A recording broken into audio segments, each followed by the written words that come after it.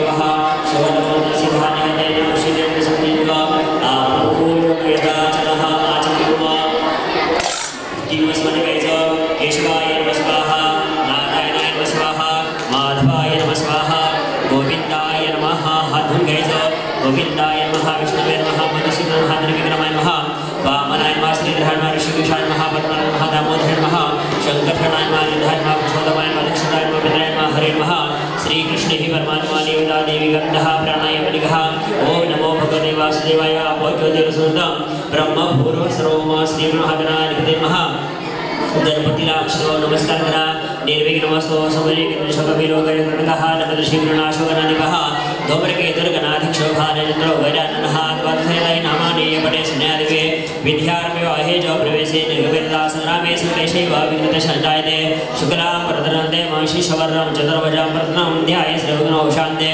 आपेशीर्वे गौरी नारायणे नमस्ते सर्वदा सर्वकारेषु नास्तिशा विमङ्गलमेषां भगवान् मङ्गलाय नमो हरिः तदेव लग्नं सुनन्ददेव ताराबलं चन्द्रबलं तदेव विद्याबलं देवबलं तदेव लक्ष्मीपदे गृहस्मरामे लाभस्तेषां जयतेषां कुतरेषां पराजयः येषां विश्रामोर्धसजनार्दनः यत्र योगेश्वर कृष्ण यत्र पार्थो धनुर्धे विश्वेशोमानं खण्डं नन्नपानि च भैरव वन्दे काशी कुवां गङ्गा भवानी कन्यकाम् नमस्कार करा श्रीमन महागणाधिपते नमः इष्टदेवताभ्यो नमः कुलदेवताभ्यो नमः ग्रामदेवताभ्यो नमः स्थानदेवताभ्यो नमः ऋषिशृङ्गदेवताभ्यो नमः पार्वतीपनवसंवत्सरे भाद्रपदमासे अध्यपुरोचारणैवं शेषं विशिष्टायां शुभफल प्राप्त्यर्थं सहकुटुम्बानां सहपरिवाराणां क्षेम स्थैर्य धैर्य आयुः गणेशेत गणपतीला स्नान करा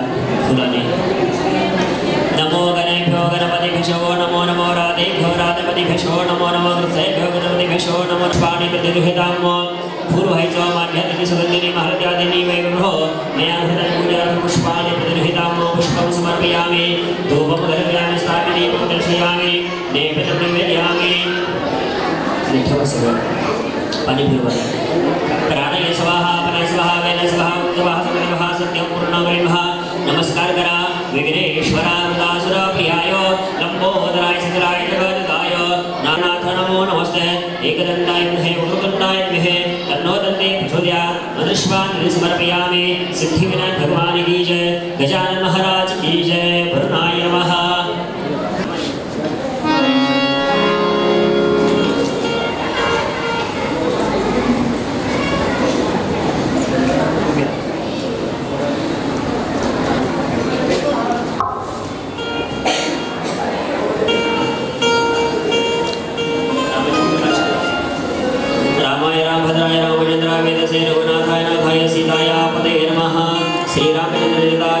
समर्पयामि पुष्पमाला समर्पयामि माल्यादि सगन्धिनी माल्यादिनी वै प्रभो मैं पूजा पुष्पाणि प्रतिगृह्यतां पुष्पं समर्पयामि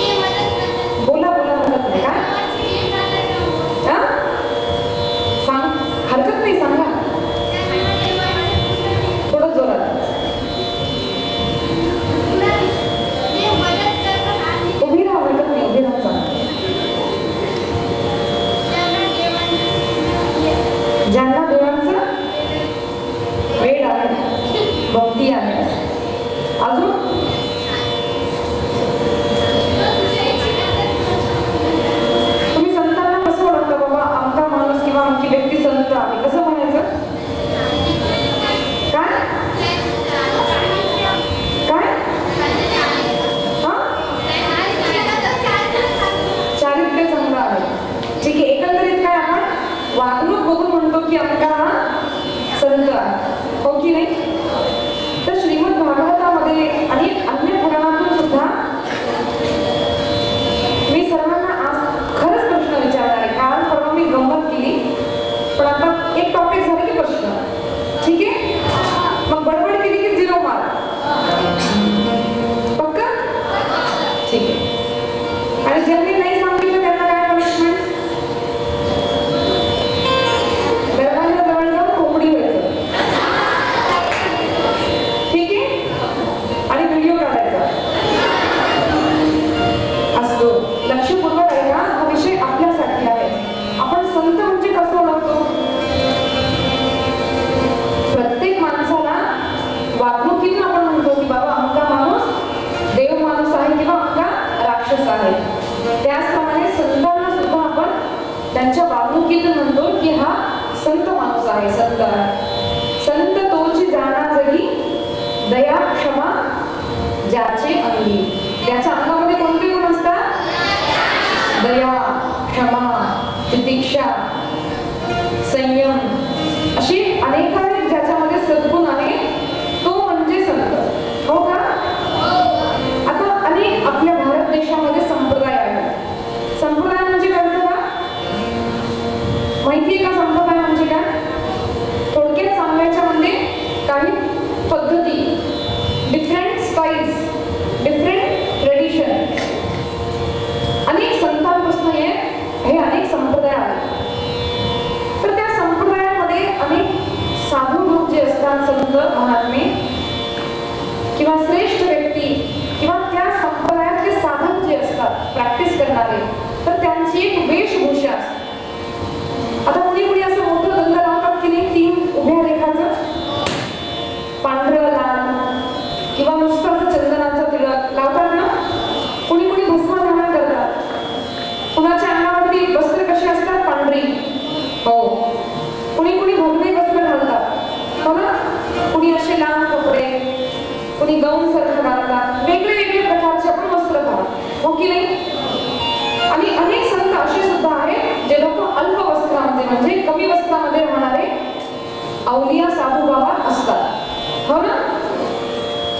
आणि आपल्या संप्रदायामध्ये, आपल्या भारत देशामध्ये एक पद्धत आहे की एखाद्या व्यक्तीने असा वेश धारण केला की आपली त्याच्यावरती खूप श्रद्धा चढते आणि आपण काय म्हणतो? हा साधू आहे म्हणतो ना, हा संत आहे म्हणतो ना. आता कुंभमेळ्यामध्ये आपण अनेक साधू संतांना पाहतो, टीव्हीवरती प्रवचन देणारे किंवा अनेक महात्म्यांना आपण पाहतो आणि त्यांची वेशभूषा बघून आपण काय म्हणतो? हा माणूस साधू आहे, हा माणूस संत आहे, हो की नाही? पण साधू हा कसा ओळखावा? श्रीमद भागवत या ग्रंथामध्ये उल्लेख आलेला आहे. 2 श्लोकांमध्ये कपिल महर्षी जी संतती होती देवहूती मातेची, साक्षात भगवान होते आणि त्यांना त्यांच्या आईनं अनेक प्रश्न विचारली. त्यातून एक प्रश्न असा होता की संताला कसं ओळखावं? काय प्रश्न होता? आणि किती श्लोकामध्ये उत्तर दिलं? किती श्लोकांमधून? Very good. 2 श्लोक आहेत, ऐकून का आपण? नाही समजलं तरी ऐकून ठेवा, शब्द एकदा कानावरून जा, ठीक आहे? तितिक्षाः कारुणिकाः सुहृदः सर्वदेहिनाः अजातशत्रवः शान्ताः साधवः साधुभूषणाः मय्यनन्येन भावेन भक्तिं कुर्वन्ति ये बुधाः मत्कृते त्यक्तकर्माणः त्यक्तस्वजनबान्धवाः. 2 श्लोकांमध्ये संत कसे असतात याचा उल्लेख कपिल महर्षींना देवहूती मातेला सांगितलं. अर्जुनानिमित्ती कृत्य ज्याप्रमाणे अर्जुनाला निमित्त करून भगवान कृष्णाने ज्ञान दिलं, त्याचप्रमाणे कपिल महर्षींना देवहूतीला ज्ञान आपल्यासाठीच दिलेलं आहे. काय ज्ञान? अनेक प्रश्नांचं ज्ञान. त्यापैकी एक म्हणजे संत कसा ओळखावा. त्यात सांगतात संताचे अनेक गुणांपैकी एक गुण असतो तितिक्षवः. तितिक्षवः म्हणजे खूप त्याच्यामध्ये सहनशक्ती असते. कारुणिकाः सुहृदः सर्वदेहिनां, त्याच्यामध्ये सर्व भूतांच्या प्रती दया असते. भूत म्हणजे काय? मी दुसऱ्या किंवा तिसऱ्या दिवशी सांगितलं होतं. भूत म्हणजे काय सांगा? पंचमहाभूत. पंचमहाभूत त्यांना आपण भूत म्हणतो. ते पंचमहाभूत कोणते? पृथ्वी, आकाश, अग्नी, जल. Very good, clap. आता आठवण ठेवा याच्याबद्दल सुद्धा. पंचमहाभूत. आता ज्यांनी नाही ऐकलं त्यांना काय वाटलं भूत म्हणजे? राक्षस वाटला ना? पण भूत याचा अर्थ पंचमहाभूत. आणि त्याचा दुसरा एक अर्थ इथे दिलेला आहे. प्रत्येक माणूस, आपण काय सांगितलं, प्रत्येक जीवात्मा पंचमहाभूतांनी बनला गेलेला आहे, हो की नाही? म्हणून प्रत्येक माणसाला सुद्धा, प्रत्येक जीवात्म्याला आपण भूत म्हणतो. तर प्रत्येक माणसांप्रती दया ठेवणं याचा अर्थ असा एक शब्द आहे भूत दया. कोणता शब्द? प्रत्येक माणसांप्रती दया दाखवणारा भूत दया असं म्हणतात. प्रत्येक भूतांप्रती म्हणजे प्रत्येक व्यक्तीप्रती, प्रत्येक प्राण्यांप्रती दया ठेवणारी हा गुण म्हणजे भूत दया. तर प्रत्येक संतांमध्ये खूप सहनशक्ती असते. संयमी त्यांचं जीवन असतं. अनेक गोष्टींना ते सहन करतात आणि प्रत्येक व्यक्तीप्रती, प्रत्येक प्राणीप्रती त्यांच्यामध्ये दया असते.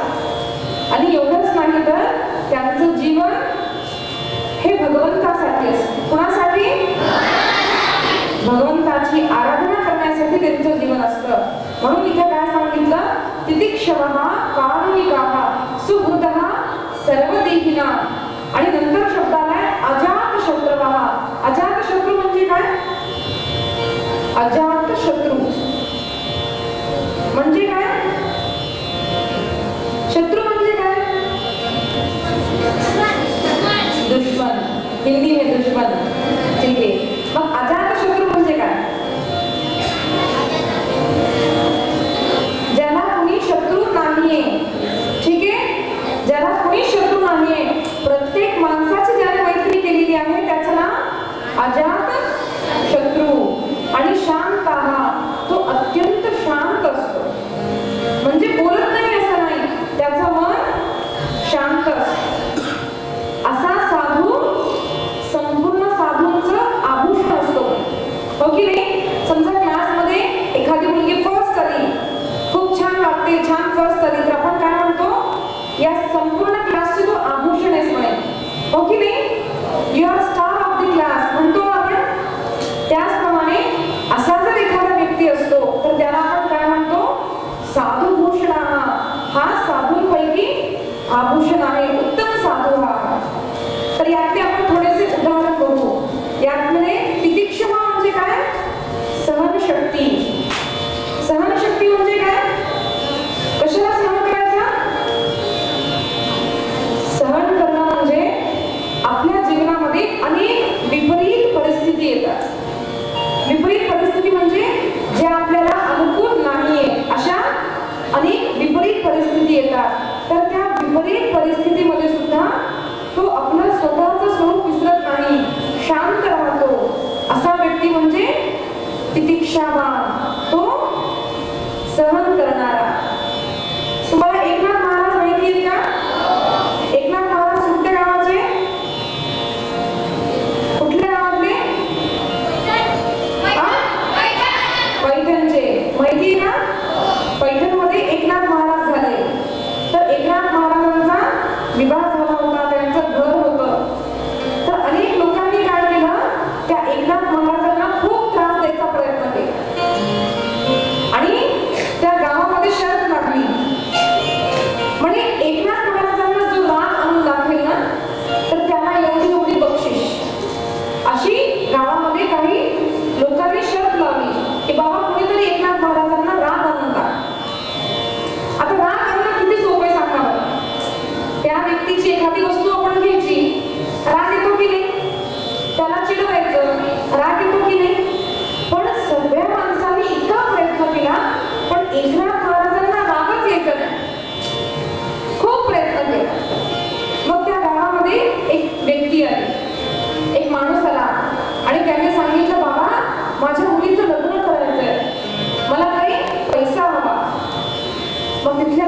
सांगितलं, हे पहा तुझ्या मुलीचं सगळं लग्न आम्ही करून देऊ म्हणे, पण तू फक्त एक काम करायचं, एकनाथ महाराजांकडे जा आणि त्यांना राग आणण्यासारखं काहीतरी कर. तो म्हणला ठीक आहे. गेला तो त्यांच्याकडे. महाराज पूजेत बसले होते आणि याने काय केलं, पायामध्ये चप्पल घातली आणि भरा भरा भरा भरा पूजा मंदिरात गेला. जिथं पूजा करत होते तिथे गेला चप्पल घालून. आपण जातो का तसं? आपण काय करतो, हात पाय धुवून मंदिरात जातो, पण हा चप्पल घालून गेला. मग महाराजांना राग आला का? नाही. महाराज काय म्हटले, हरकत नाही बाळा, चप्पल ही बाहेर सोडून या. तू तसंच घालून बसला. महाराज काही नाही म्हटले. त्याला फार आश्चर्य वाटलं, अरे चप्पल घालून येऊ नये पूजा घरामध्ये, मी असं वागलो तरी यांना राग नाही आला. ठीक आहे म्हणे. घरी अतिथी आला, त्यांची पूजा झाली, मग त्यांनी त्याला प्रसाद दिला आणि म्हटलं चल बाबा आपण जेवायला बसूया. आणि तो माणूस गेला मग जेवण्यासाठी. महाराजांच्या पंक्तीत बसला. महाराज बसले, त्याच्यासोबत तो व्यक्ती बसला. जेवायला वाढत होते, तर याला वाटलं आता अजून काहीतरी करावं की यांना राग यावा. आणि त्यांची बायको जेवण वाढत होती, असं वाढत होती ताटामध्ये. इतक्यात त्यांनी काय केलं, अशी उडी मारून त्यांच्या बायकोच्या अंगावरती बसली. आता तरी राग यावा की नाही सांगा? पण महाराजांना राग नाही आला. महाराज उलट काय म्हणले, अगं अगं त्याला व्यवस्थित पकड बरं. आणि पत्नी काय म्हणती, अहो मी रोज बाळांना अंगावर घेते की नाही, मला सवय आहे. याला आश्चर्य काय वाटलं की एका महाराजांनाच राग नाही, पण त्यांच्या बायकोला सुद्धा राग नाही आला. तिला खूप प्रयत्न केला, राग नाही आला आणि त्याला पछतावा झाला. त्याने क्षमा मागितली, महाराज मी खरोखर संत आहो, मी लोभामध्ये येऊन पाप केलं, मला क्षमा करा. मग त्या लोकांनी अजून एका माणसाला पाठवलं. एकनाथ महाराज स्नानाला गेले होते गोदावरीच्या किनारी. गंगेला स्नानाला गेले. स्नान करून मुखामध्ये काही पाठ चालू होता. पाठ करता करता आले आणि त्या माणसाने काय केलं, अंगावर थुंकलं. राग येतो की नाही? पण नाही आला. महाराज गेले, पुन्हा स्नान केलं, पुन्हा बाहेर आले, त्या माणसाने पुन्हा थुंकलं. असं एकदा दोनदा तिसऱ्यांदा असं 108 वेळा तो माणूस थुंकला, पण महाराजांना राग आला नाही. आणि मग याला वाईट वाटलं, अरे मी इतके वेळा वाईट वागलो तरी यांना रागच नाही आला. आणि क्षमा मागितली. तर ते काय म्हणाले, अरे क्षमा कशाला मागतोस, तू थुंकला म्हणून तर माझं 108 वेळा स्नान झालं. नाहीतर आपण काय करतो, एकदा स्नान करून घरी जातो, हो की नाही? पण तुझ्यामुळे माझं इतके वेळा स्नान झालं. म्हणून संत काय असतात, कुणी अपकार केले तरी त्याचे उपकारच म्हणतात. अशी एकनाथ महाराजांच्या कथा आहे. आणि दुसरे म्हणजे ज्ञानेश्वर महाराज. ज्ञानेश्वर महाराज माहिती आहेत का? कुठले ज्ञानेश्वर महाराज? कुठले? आळंदीचे एकनाथ महाराज. ते किती भाऊ बहीण होते? 3 बहिणी, 3 भाऊ, 1 बहीण. मोठा कोण? निवृत्तीनाथ, ज्ञानदेव, सोपानदेव आणि मुक्ताबाई. म्हणा, निवृत्तीनाथ, ज्ञानदेव, सोपानदेव आणि मुक्ताबाई.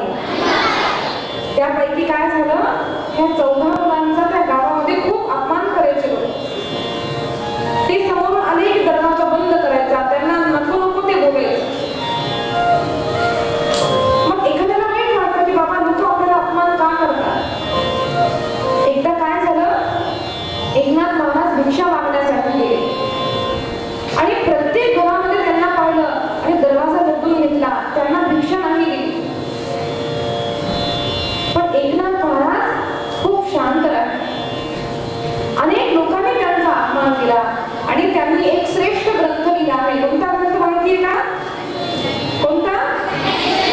ज्ञानेश्वरी. ज्ञानेश्वरीचं खरं नाव काय आहे माहितीये का? ज्ञानेश्वरीचं नाव खरं ज्ञानेश्वरी नाहीये, दुसरं एक नाव आहे. काय आहे ते सांगू का? भावार्थ दीपिका. काय? ज्ञानेश्वरीचं खरं नाव भावार्थ दीपिका. हा ग्रंथ कशावरती लिहिला गेला आहे? भगवद्गीतेचा अर्थ मराठी भाषेमध्ये. तसं म्हणतात 56 भाषांचा उल्लेख आहे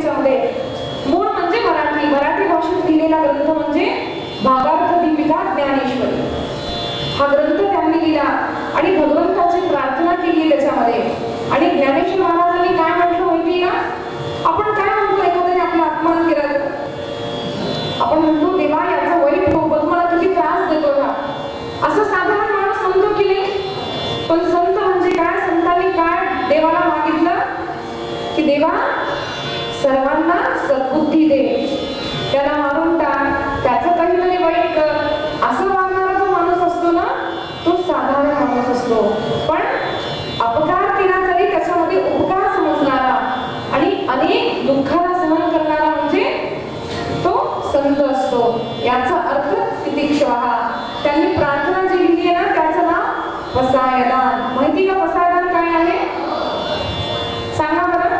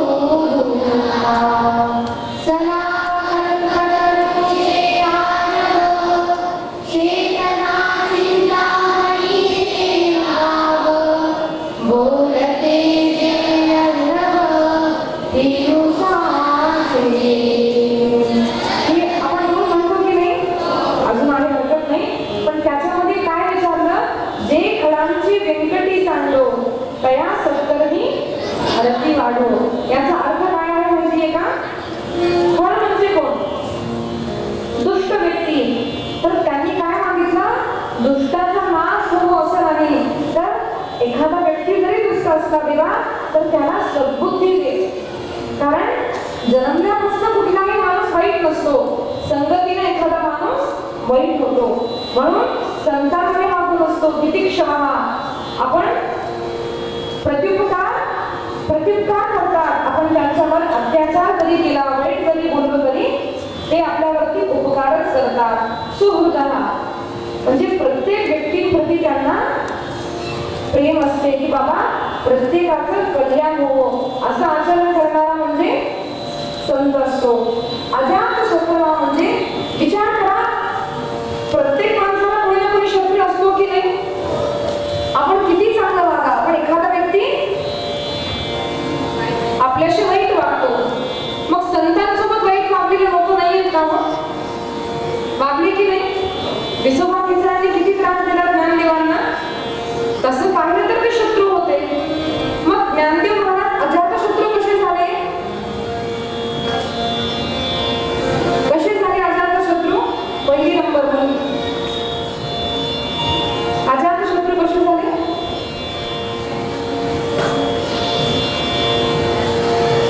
कारण की शत्रू हा बाहेरून वागणुकीप्रमाणे नसतो. बाहेरून जरी कुणी आपल्याशी वाईट वागलं पण अंतरांगातून ते प्रत्येकाला आपला मित्र समजतात.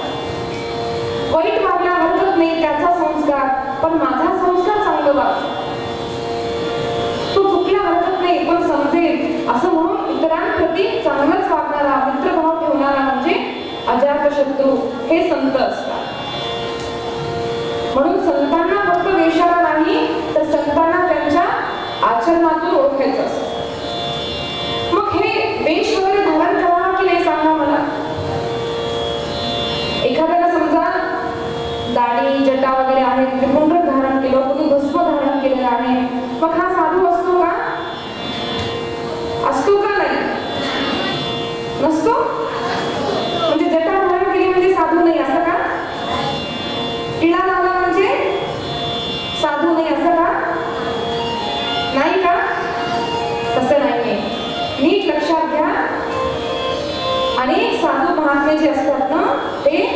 चांगला वेश धारण करतात. वेशाचं खूप महत्व आहे की आपण आपल्या अंगावरती कोणते कपडे घालतो, कशा प्रकारचे कपडे घालतो, त्याचं महत्व खूप आहे.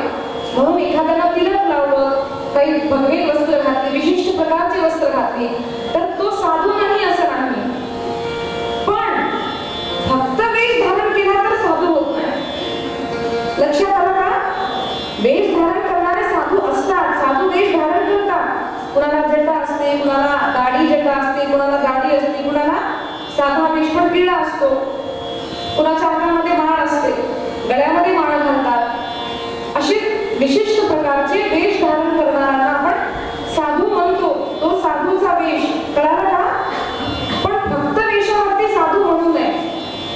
त्याचं आचरण जर श्रेष्ठ आहे, जो आपल्या धर्माचं आचरण करतो, जो कधीच अधर्म करत नाही, जो प्रत्येकाचं कल्याण करतो, जो परस्त्रीमध्ये मातृभाव ठेवतो, परपुरुषामध्ये जो भगवंताला पाहतो, याचं नाव कोण?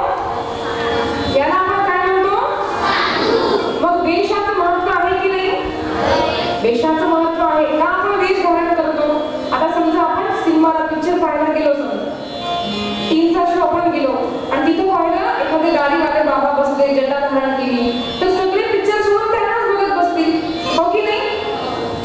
कारण साधू महात्मे हे पिक्चर वगैरे पाहत नाही, वाईट दृश्य हे पाहत नाही. वाईट दृश्य पाहणारे साधारण लोक आणि मूर्ख असतो. पण वेश संत धारण का करतात? म्हणजे संत ते वेश जो असतो ना, आपल्याला सावधान करतो की बाबा मी साधू आहे, मी माळ जप करणार आहे, माझा वेश काय आहे आणि मी कसं वागतोय. जसं पोलीस लोक पोलीसचा ड्रेस घालतात की नाही, हो की नाही?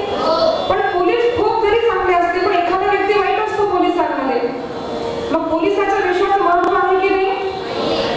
समजा समोर पोलीस आला तर आपण घाबरतो ना, आणि चोर म्हणलं की अजून घाबरून जातो, हो की नाही? म्हणजे वेशाचं महत्व आहे. पण फक्त वेश धारण करण्याने नव्हे, वेश धारण करण्याप्रमाणे जर माणूस वागत असेल तर तो साधू झाला. म्हणून कुणी जर साधू वेशात असेल आणि आपल्याला जरी समजत नसेल की बाबा हा साधू आहे की नाही, कळत नाही, तर सोडून द्या, अपमान करू नका कुणाचा. कारण कदाचित तो समोरचा व्यक्ती साधू असेल पण मी अज्ञानी असेल, असं पण होतं ना. आपल्याला कधी कधी कळत नाही की हे साधू आहे की नाही. पण एखाद्या व्यक्तीला त्याच्या आचरणाप्रमाणे आपण राक्षस किंवा साधू म्हणावं. फक्त वेशावरती जाऊन कुणाला चांगलं आणि वाईट म्हणू नये. लक्षात आलं का? हे आहे साधूचा डेफिनेशन, श्रीमद भागवतात सांगितलं. अनेकांना असं वाटतं की भागवतामध्ये फक्त कथा आहेत आणि या साधारण कथा म्हणजे डान्स करणाऱ्या, जसं मी पहिल्या दिवशी सांगितलं असं नाही. श्रीमद भागवत या ग्रंथामध्ये संपूर्ण वेदाचा सार आहे. म्हणून आपण एकत्रित करून रामायण, महाभारत आणि श्रीमद भागवताचा सार ऐकत आहोत. मग आजच्या टॉपिकला जायचं का? आजचा टॉपिक काय आहे? दिनचर्या कशी असावी. दिवस म्हणजे काय? दिवस म्हणजे काय? दिन म्हणजे काय? कसं ओळखायचा दिवस आला म्हणून? सूर्य उगवतो. आता सूर्य उगवणार म्हणलं की आपण काय म्हणतो? आता दिवस होणार आहे, हो की नाही?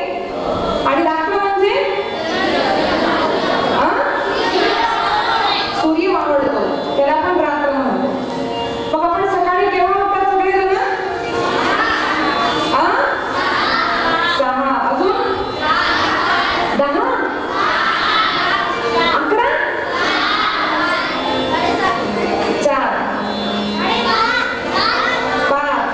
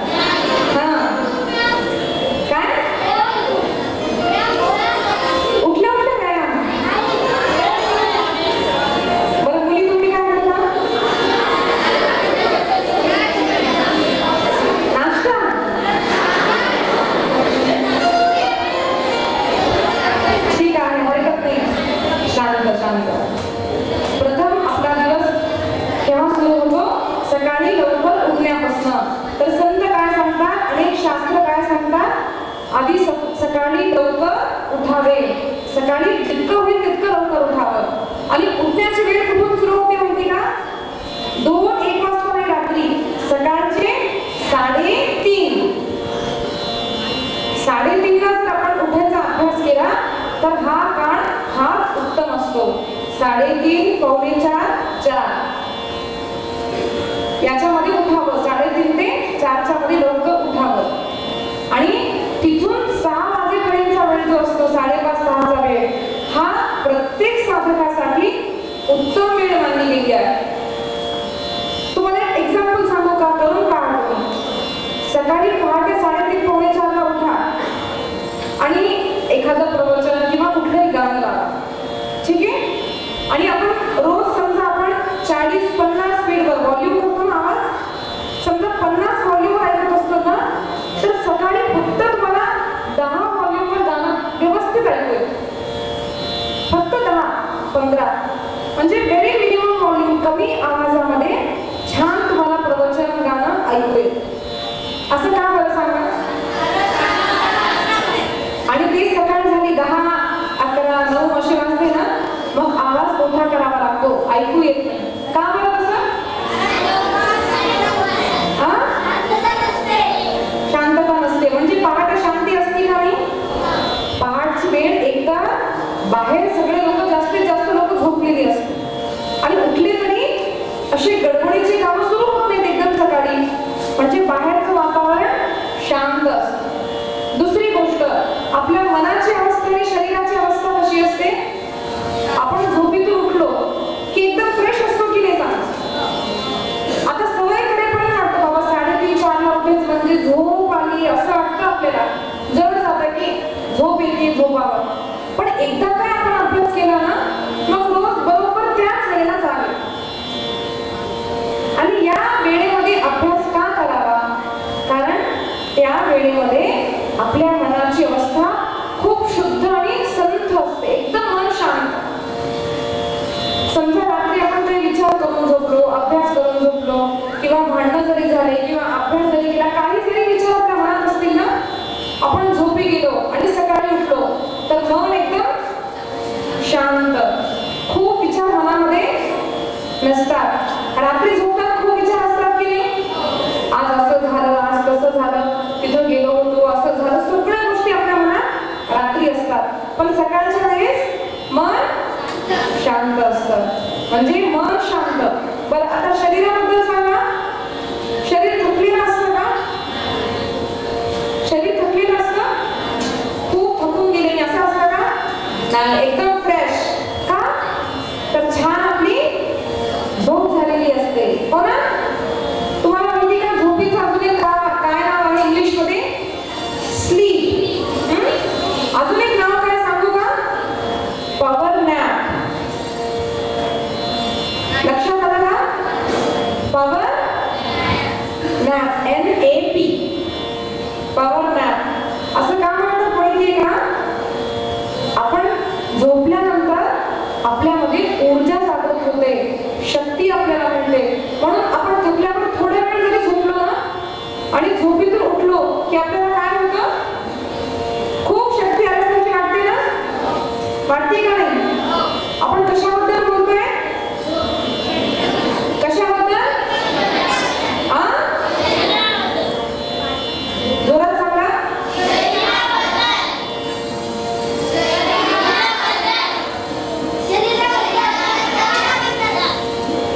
म्हणजे मी ऐकत नाही, आज बडबड करतात बरं सगळेजण. आज खूप महत्वाचा विषय मी प्रश्न विचारणार आहे.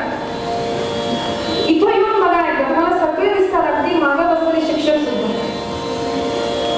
यायचं का कोणाला स्टेजवरती? इथून नाही दिसत, इथून दिसतंय सगळं. म्हणून बडबड करू नका. लक्षात आलं? गोपाल कृष्ण भगवान की जय. आपण बोलतोय झोपीबद्दल. झोपीचं दुसरं नाव काय आहे? Power nap. का? म्हणजे आपण झोपीतून उठल्यानंतर आपल्याला खूप शक्ती प्राप्त होते. कुणाला उठून बाहेर जायचं असेल ना तर तिकडच्या बाजूला जा, इकडे जाऊ नका, मला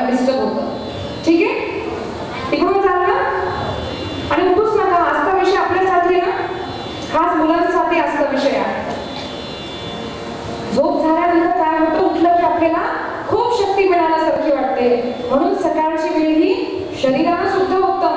पहाटे लवकर उठलो की शरीरामध्ये शक्ती, मन एकदम शांत आणि बाहेरचं वातावरण सुद्धा शांत. म्हणून सकाळी जर आपण कुठलाही अभ्यास केला तर पाठांतर खूप लवकर होतं. लवकर बुद्धीमध्ये एखादा विषय शिरतो, लवकर आपल्याला लक्षात येत आहे. कारण त्यावेळेस ग्रहण शक्ती ही खूप जास्त असते. म्हणून प्रत्येकाने किती वाजता उठावं? 3:30-4 असा अभ्यास करायचा. आता तुम्हाला एक सांगते, अभ्यास म्हणजे काय? अभ्यास म्हणजे काय? पाठांतर करणे, अजून लिहिणे, अजून वाचणे, अजून ठीक आहे. अभ्यासाचा एवढाच अर्थ नाहीये.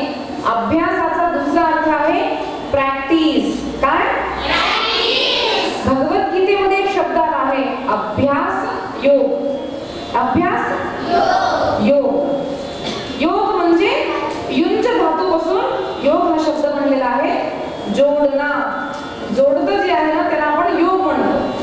आता अभ्यासाला योग का म्हटलं गेलं? असू द्या, पहिल्यांदा लक्षात घ्या, अभ्यासाबद्दल आपण बोलतोय. अभ्यास म्हणजे प्रॅक्टिस. आता समजा आज आपण निश्चय केला की बाबा उद्यापासून मी पहाटे 3:30-4 ला उठणार. ठीक आहे. आता उद्या आपण उठलो की आपल्याला काय होतं? खूप झोप येते सकाळी सकाळी. रोज उठायची सवय नसते आपल्याला. 5-6 ला आपण उठतो.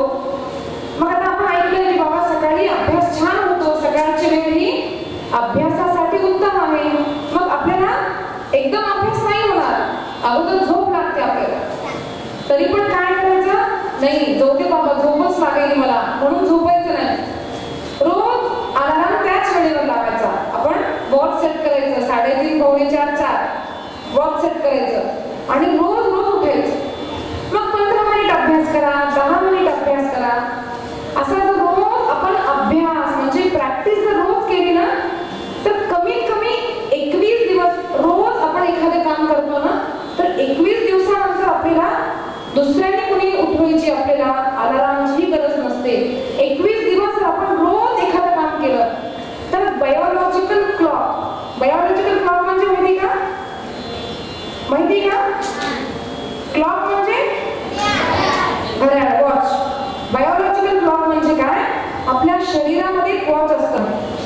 म्हणजे असं 1, 2, 3 लिहिलेलं वॉच नाही बरं. आपल्या शरीरामध्ये आपण जसं अभ्यास करतो ना त्याप्रमाणे शरीराला सवय लागते.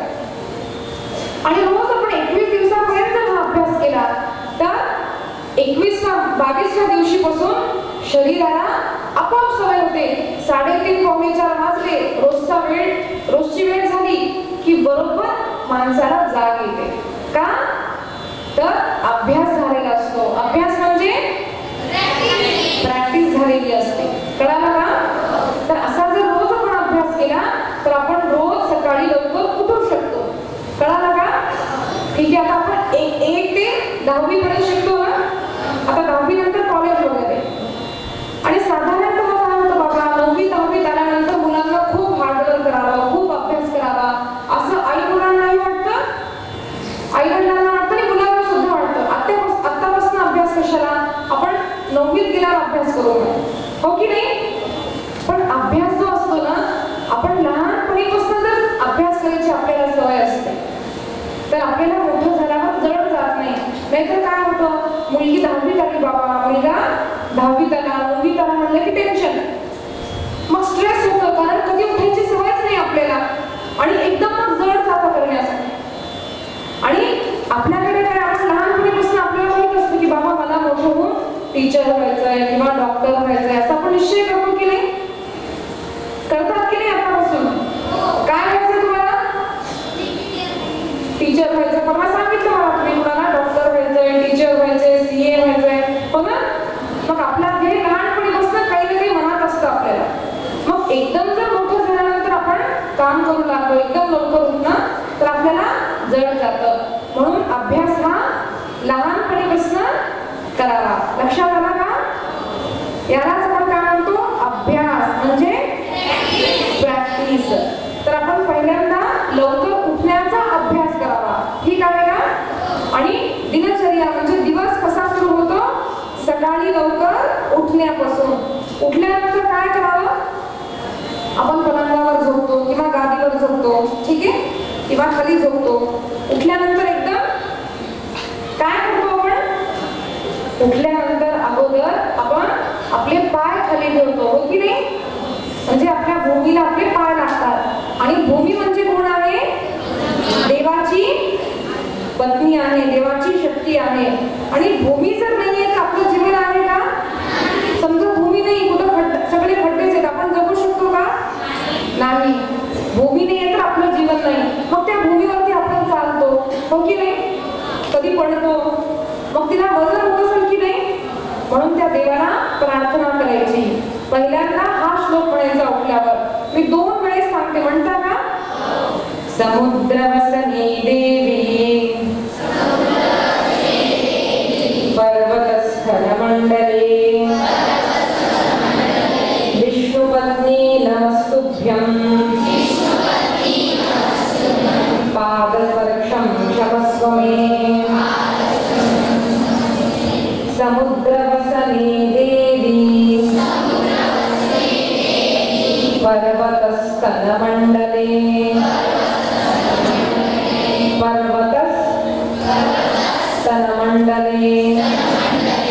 विष्णुपत्नी नमस्तुभ्यं पादस्पर्शं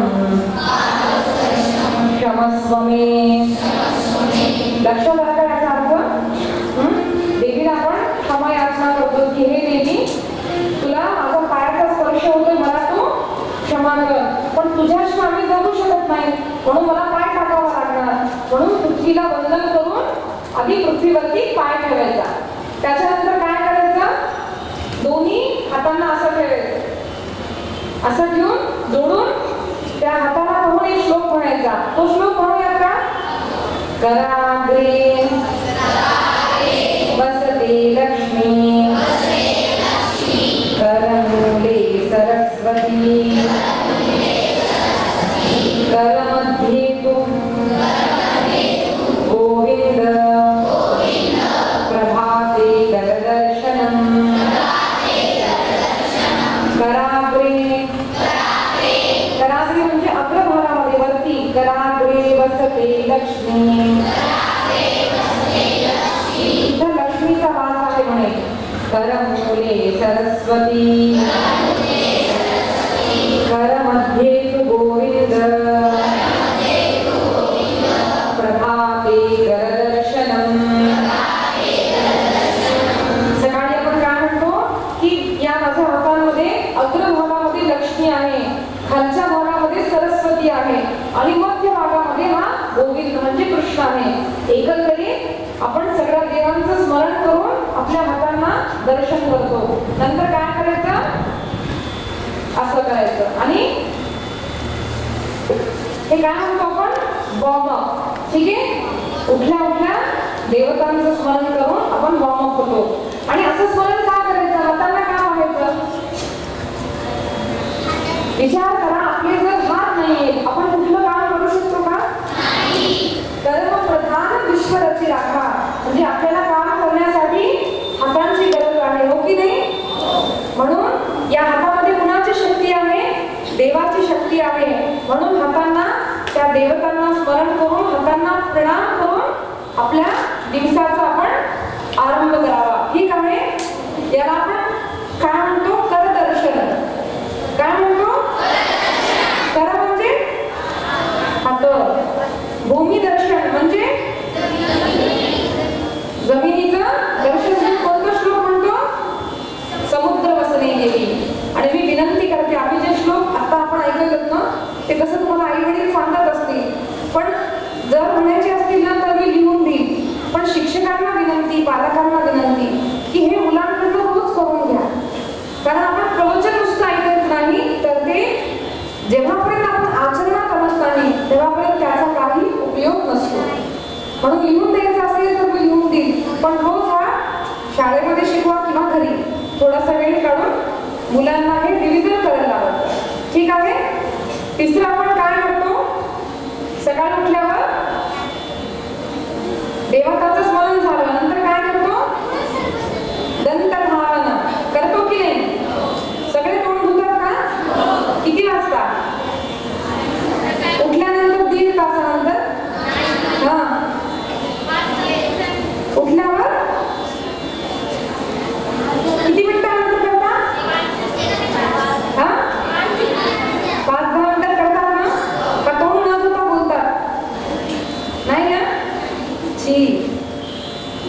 सकाळी लवकर उठल्यावर देवताचं स्मरण करून पहिल्यांदा काय करायचं, घरी कुठला फोटो वगैरे असेल, देवाची मूर्ती असेल तर देवाचं दर्शन करून तोंड धुवायला अगोदर आधी स्वच्छ आपलं तोंड धुवावं, कान हात असं स्वच्छ तोंड धुवून ब्रश करायचा. ठीक आहे.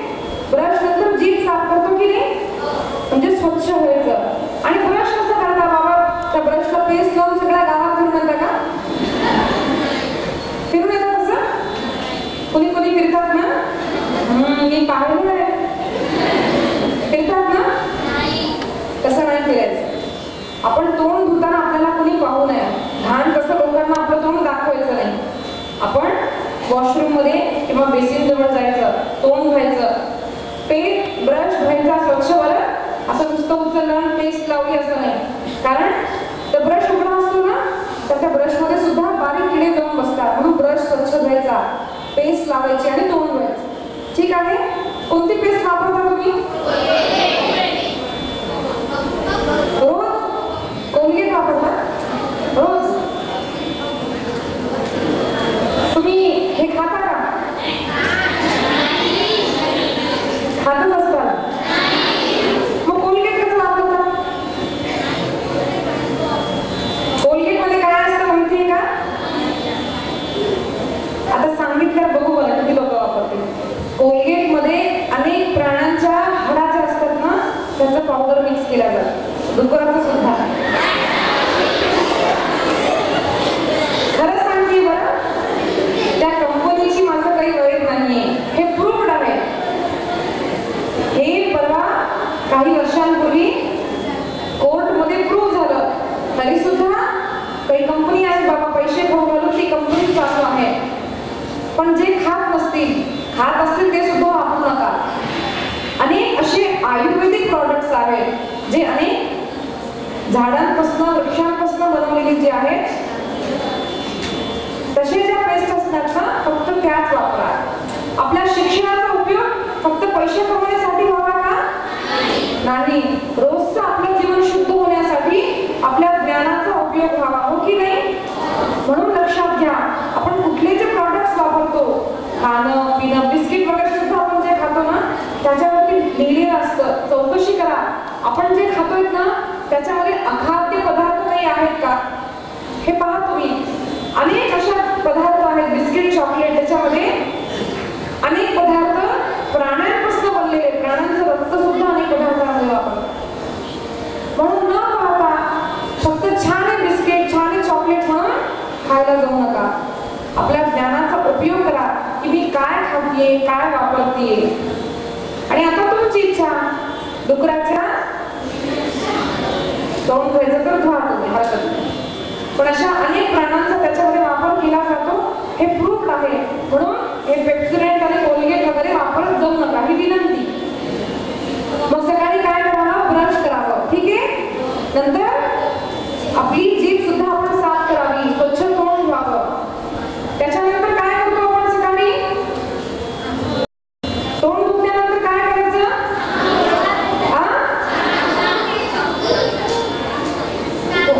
स्नान, आंघोळ, नंतर अजून आधी सकाळी उठल्या उठल्या उषपान म्हणजे पाणी प्यावं सकाळी. हे कोण कोण करतं? सकाळी उठल्या पाणी कोण पितं? तोंड धुतल्यानंतर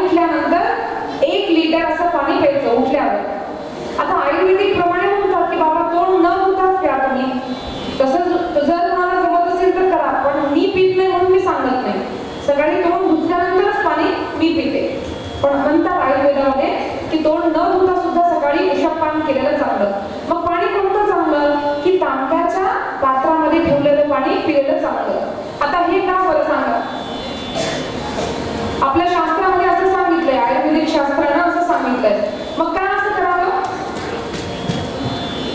परवा एक रिसर्च झाला होता. एका व्यक्तीनं काय केलं, एका सायंटिस्टनं स्टीलच्या भांड्यामध्ये पाणी ठेवलं, चांदीच्या पात्रामध्ये पाणी ठेवलं. मोठ्या मुली जर बोलत असतील ना तर लहान मुलं सहजच बोलतात. आणि किती खाली वाटून बोललात ना मला इथून लक्षात येतं. म्हणून प्लीज कृपा करून बोलू नका. फक्त मी 2 दिवस आहे आणि खूप छान विषय आहे की नाही आपल्यासाठी ना विषय. मग तुम्ही जर बोलला तर मग मला कसं वाटत असेल सांगा. आणि लहान मुलं बोलतात हे लक्षात येतं. हो, लहान मुलं बसू शकत नाही, पण मोठ्यांना कशासाठी बोलायचं? We teach by example. आपण मुलांना नुसतं अरे हे करा रे, ते करा, असं करा म्हटल्यावर मुलं नाही करत. बरं, आपण जेव्हा चांगलं वागणूक करून दाखवतो ना, चांगलं वागतो ना, तर मुलांना सांगायची गरज नसते की कसं वाग. घरची मोठी बहीण मोठ्या मुलग्याचं उलट बोलत असेल तर लहान सहजच बोलणार. आणि मोठा जर चांगला वागत असेल ना, लहानाला कळतं की आपला दादा आपली मोठी बहीण उलट नाही बोलत. ती शाळेमध्ये किती छान शिकते, तिला चांगले मार्क येतात, मग त्याला सांगायची गरज नाही.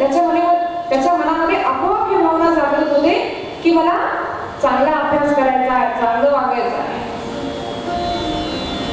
असतो आपला काय विषय चालला होता? पाणी. तर पाण्यामध्ये एक रिसर्च केला. थोडं पाणी चांदीच्या भांड्यामध्ये, थोडंसं सोन्याच्या भांड्यामध्ये, थोडंसं तांब्याच्या पात्रामध्ये असं पाणी ठेवलं. आणि ज्यावेळेस रिसर्च केलं त्या पाण्यावरती की खूप वेळ जर आपण तांब्याच्या पात्रामध्ये पाणी ठेवलं, चांदीच्या भांड्यात पाणी ठेवलं, सोन्याच्या भांड्यात किंवा लोखंडामध्ये, तर त्याच्यामध्ये काय बदल घडतो? तर त्यावेळेस या सायंटिस्टला लक्षात आलं की जे तांब्याच्या पात्रामध्ये पाणी ठेवलेलं आहे ना, पाण्यामध्ये बॅक्टेरिया असतो. सहजासहजी कुठल्याही पाण्यामध्ये बॅक्टेरिया असतो. आणि असं पाणी आपण जेव्हा तांब्याच्या पात्रात ठेवलं ना, रात्री ठेवलं आणि सकाळपर्यंत त्या बॅक्टेरियाचं प्रमाण त्याच्यामध्ये कमी झालं, ऑलमोस्ट इक्वल टू नो. म्हणून तांब्याच्या पात्रात ठेवलेलं पाणी हे शुद्ध मानलं जातं. त्याच्यामुळे आपल्या शास्त्राने काय सांगितलं? सकाळी उठल्यावर उषःपान करावं, पाणी प्यावं. उषा म्हणजे काय? कुणाचं नाव आहे का उषा इकडं? उषा हे फक्त नाव नाही. उषा म्हणजे काय? पहाड. पहाटाच्या वेळी पान करावं, पाणी प्यावं. कशातलं? तांब्याच्या पात्रातलं. कारण ते शुद्ध असतं. मग त्याला पुन्हा फिल्टर वगैरे करायची गरज नाही.